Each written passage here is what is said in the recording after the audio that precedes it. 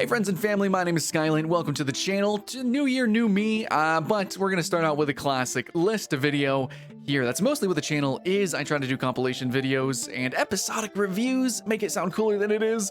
But today we're talking about MMORPG to play on laptops, and I think it's awesome. You know, it's a lifestyle when you're an MMO gamer, especially with RPGs. You want to be able to be on at all times, and you know, there's a time and place for everything, but it's cool when you can have multiple times and places to do things with a laptop. So I do appreciate mobile gaming in that sense, but I am ranking these based on how well they perform on a laptop, how much I have played them on a laptop, as well as bonus points as like how does it control, and if it can literally be played with a controller, extra super plus points for sure. So yeah, anyways, the stipulation is it actually fun to play on a laptop, and should you? Why would you want to? We'll talk about it. Here's my top 10 MMORPG to play on laptops. Okay, so yeah, starting out the list, let's start out with something weird. Let's go weird. Let's go Starbreak. Starbreak is a game that I've championed over the years. It's something special to me. It's literally a pretty unique game, I think so. I could fill this whole list with games that are just like browser MMOs. I really like a lot of them, like Dead Frontier, or especially the new Hordes.io, sure. But Starbreak I don't know, it's interesting. So bonus points though for playing on a laptop, you totally play with just the keyboard. Now some people will be like, well, you also do that for Dungeon Fighter Online, but Dungeon Fighter Online is not exactly an MMO. This game that I'm actually showing you now, Starbreak, is more in line with MapleStory, but probably even more MMO because it actually has open instances than it has like big open raids. But it is a shooter, and it has more looter mechanics, but it's not exactly an RPG, kind of a bit-ish. And it's also big gimmick here is that it is a rogue style game, which is something we kind of see some MMO do, but for the most part, the MMO genre, that's not really a thing. That's more of like survival servers, survival games. Yeah, so Starbreak, it's like you run and gun roguelike game, but it is massively multiplayer. It is online with lots of other players, and they're running through the dungeons with you. It's got platforming mechanics, and there are some pretty fun raids to partake of. But yeah, I wanted to start the list with a game that literally can run on any machine in the browser, or you can download it, and it's totally played with like the keyboard, so don't gotta worry about anything. Pretty sweet game. But next up, you know, we got one that's a little bit harder to run on some machines. So this list is not just low-end games. This is games that, assuming you have a gaming laptop sometimes, just keep that in mind, though I do rank it a little bit, you know, lower or higher. So we do have Elder Scrolls Online, which can actually run on consoles, debatably, but you can play it totally with a controller, or, you know, depending on how you play, I mean, probably a trackpad is fine. I don't think you're going to be doing any serious PvP-age, probably not going to be doing any, like, hardcore end game. But, I mean, if you plug in a controller, I think you really can make this work, especially, like, the Elder Scrolls series for a long time has kind of been usable with controllers, and I just don't think that this game is so breakneck speed or have too many skill shots that you can't make it really work with a controller. Like, it's totally possible. So, I think the only issue is that this game isn't that low spec, and also the fact that it can be played in first person, and I think best played in first person, and it is a game that can, you know, tax your machine. But if you have like a modern, you know, decent mid-range to, you know, high-end gaming laptop, Elder Scrolls Online is definitely a fun play on your lap. I think especially if you play it slower and you just kind of, you know, listen to the dialogue and you play through the questing and you kind of just immerse yourself, especially in the dungeoneering too. But again, that PvP might be out of your reach. I don't know. Next on my list, we have Adventure Quest 3D, which often finds its way on many of my lists recently now that I think about it. But Adventure Quest 3D is cute. Yeah, I really appreciate it. So, in a lot of ways, it kind of emulates World of Warcraft, sort of. Like, I mean, not really. Like, in ways, you can look at this game and be like, yeah, it kind of looks like a clone of certain games. Maybe you played this or that. It looks cheesy. It looks like it's made for kids, but actually, it's really cute. Like, it's genuinely got something special going on for it. It's more of a social game. It's definitely a game that you kind of play almost like it's like a 3D representation of a Discord, because that's what it is. And it's actually got a ton of jokes. It's very aware of itself. If you kind of like the humor in RuneScape, it's something similar to that. Maybe more cheesy, I don't know. But no, this game's pretty cool. It's got in-game concerts and events and things like that. I mean, I went in, I fought a giant dragon chicken. I don't know, it was pretty sweet. That's what I gotta say. And you can actually play it on mobile devices too, so it's cross-platform. Definitely a game that's gonna run on any machine, and it's not gonna be so taxing and so, again, like super fast or anything like that you really need to, like, you know, an MMO mouse to be able to participate. No, you're good, guys. You're gonna have fun. Fun for the whole family. Moving through, Minecraft. But I know some people are like, well, Minecraft, that's not an MMO. No, that's not an MMORPG. Well, fine. Okay, I'm going to show you footage, and I will specifically point out one server that I played that I had a lot of fun with called Warcraft. All right, then, that's an MMO server. We're done. There are many MMO servers in Minecraft, and you can even host your own if you want to. And my personal memories of like my favorite time, probably my favorite MMO experiences, a lot of them come from Minecraft, to be honest. I played on some server called Epicsburg. It was cool. And yeah, I played on my MacBook, like my 2011 version of MacBook, and you know, it worked. It ran great. I had a lot of fun. I don't know what to say. Like some people, like I feel like I have to defend myself so hard when I'm like, oh dude, Roblox is fun. Yo, Minecraft is fun. Yo, there's some cool MMO servers on these games.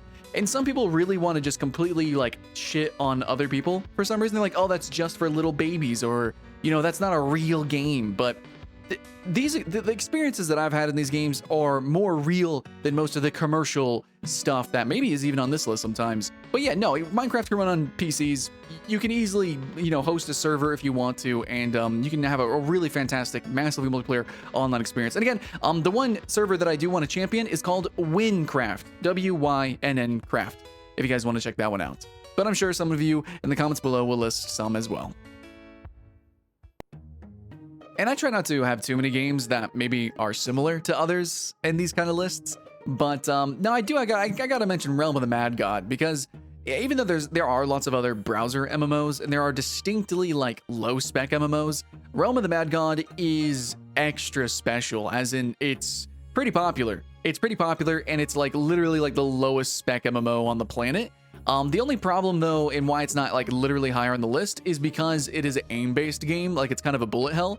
So you might have to, you know, use the trackpad a little bit more intensively. Maybe you might have to pull out the mouse. I don't know. How do you guys feel about using a controller with this game? But Realm of the Mad God is just adorable. Starbreak actually was kind of inspired by this game a little bit, in being like it's a roguelike game. It's pixel arted. It's really low spec. But they actually recently have had some updates and things. But it's a really cool game. Like you jump in, you start out as like a wizard or a warrior, or you know, you try to get to level 10, you die, you come back as a priest or something, and you go level up as much as you can, you die.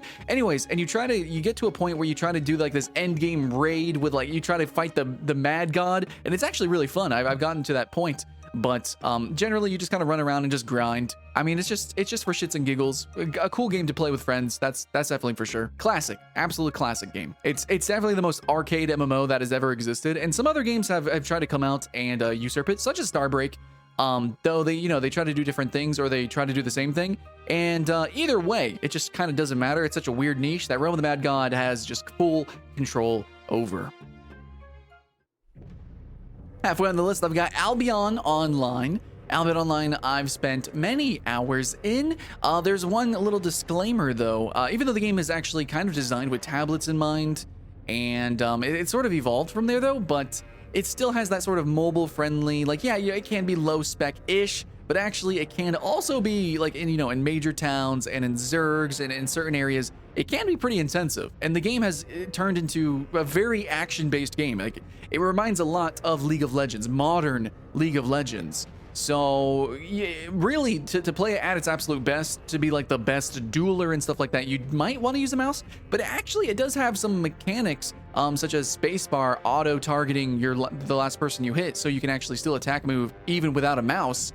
They actually do kind of make it mobile friendly and laptop friendly, plus obviously the graphic styling, the isometric view, and the overall pace of the game being slower paced until the duels, until certain PvE events. Dungeons can actually be really nail-biting. Still though, overall, it's probably like the most fair game I could put really for this kind of list. Definitely a great example of a game that if you have a laptop and you like MMORPGs, you should absolutely be giving this game a shot. But also it can be elevated to a level where maybe you do want to play it hardcore with an esport mouse, or possibly play it on your tablet. Next game we got, I think should be pretty obvious, and that's Final Fantasy XIV. Basically because I actually play this game with a controller, or I played it with a controller, and I do plan to pick it up again and do a little bit more. I think probably some people who've gotten to the end game might scoff at me, being like, oh, I'll play this on a laptop with a controller? Haha. I don't know, it's probably possible. I mean, really. But in the end, the Final Fantasy XIV was designed with like PS3 in mind, so I think most laptops can do fine. Plus, it barely has any like massive components to it.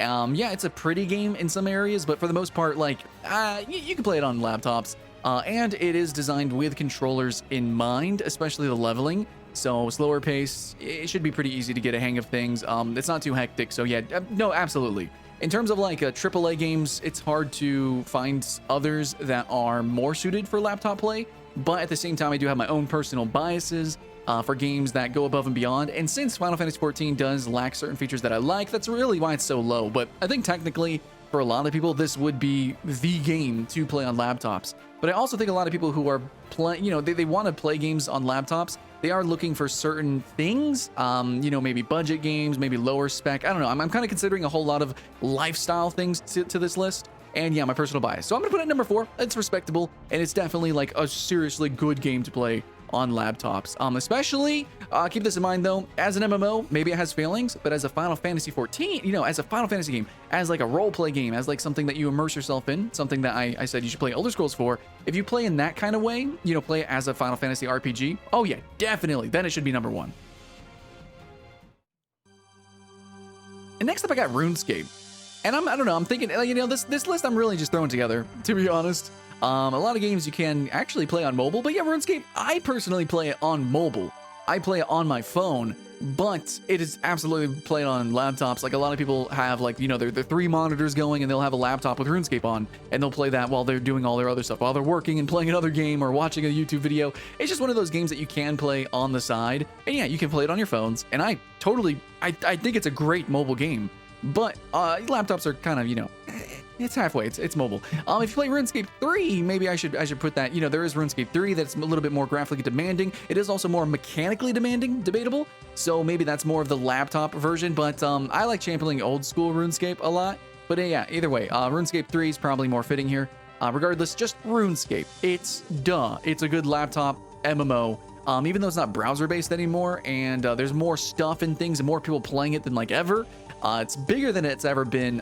So I don't know. The engine's a little dated, so I don't know if it's gonna run great on every single laptop ever. But it can run on mobile devices. I think it's fucking RuneScape. I think I'm fine with that. But one thing to keep in mind is even though it is point and click and it is lower tick rate and things like that, actually at the end game, especially with RuneScape 3, you know, your mouse movements, your mouse clicks and things like that kind of becomes a big fucking deal. So just keep that in mind. You can't really play it with a controller. That's why it's not number 1, even though it's RuneScape.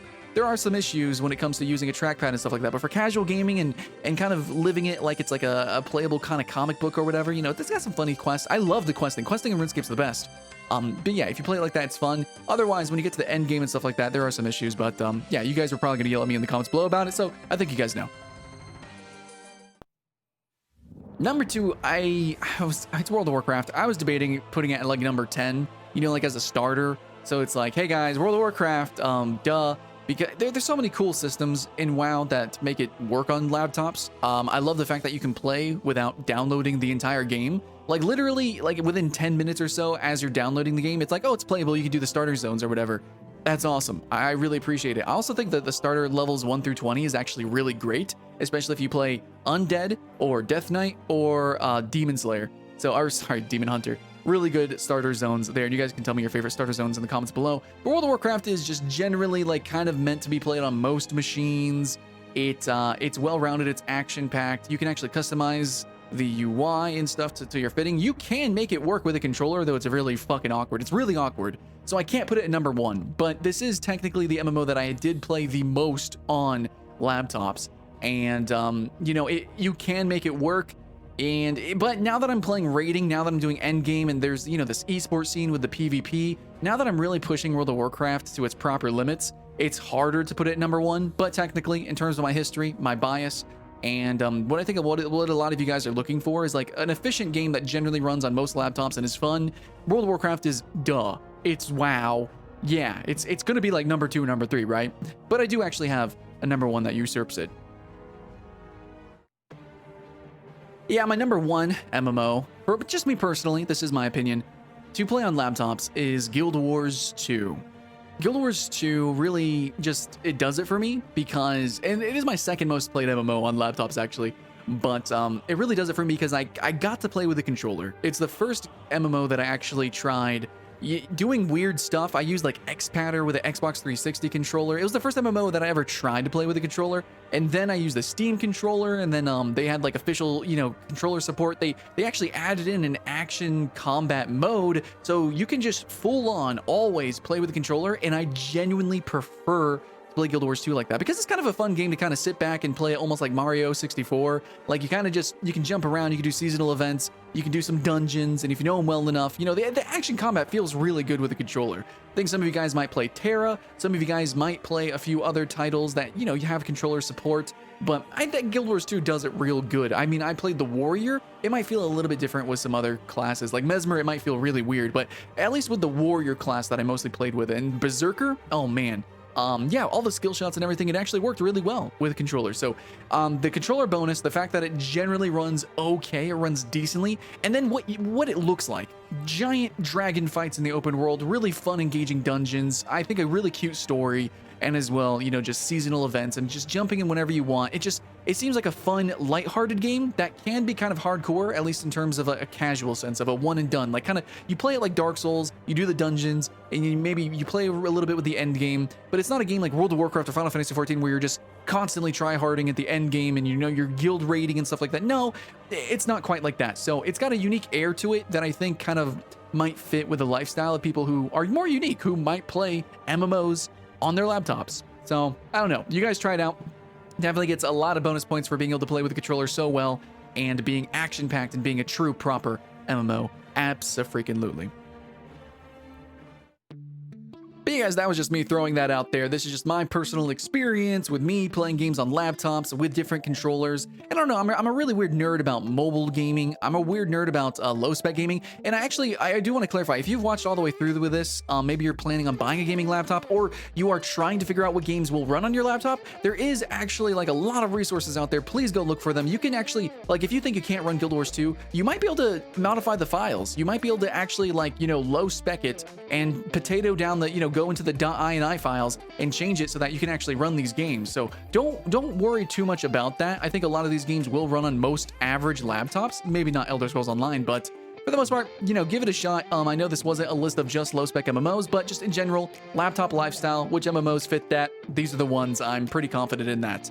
Hopefully this is a fun video. I don't know. It's just me. It's what I've been through, and hopefully you guys can appreciate these games or have, find something new and find something fun within it. What do you guys think? Let me know in the comments below. But much love. Keep the hype alive, and I will see you again next time.